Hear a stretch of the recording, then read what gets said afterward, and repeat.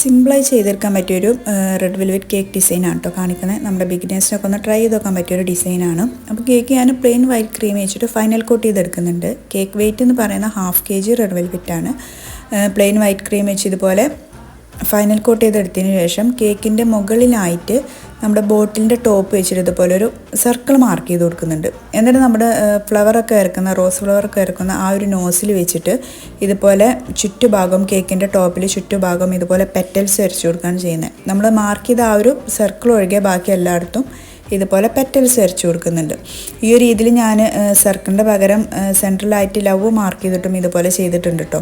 എന്നിട്ട് നമ്മൾ മാർക്ക് ചെയ്ത ആ ഒരു സെൻറ്റർ ഭാഗത്ത് ഇതുപോലെ കേക്കിൻ്റെ ക്രംസ് ഇട്ട് കൊടുക്കുക. അതുപോലെ തന്നെ ബാക്കിയുള്ള ക്രംസ് കേക്കിൻ്റെ താഴായിട്ട് ഇതുപോലെ കുറച്ച് ഇട്ട് കൊടുക്കുന്നുണ്ട്. ഫുള്ളായിട്ട് ഇട്ട് കൊടുക്കുന്നില്ല, താഴെ ഇതുപോലെ ഒരു ലൈനായിട്ട് ഇട്ട് കൊടുക്കുന്നത്. കുറച്ച് അധികം പേരുടെ നെയിം ഈ ഒരു കേക്കിൽ എഴുതാണ്ടായിരുന്നു കേട്ടോ. അപ്പോൾ ഇതാണ് കേക്കിൻ്റെ ഫൈനൽ.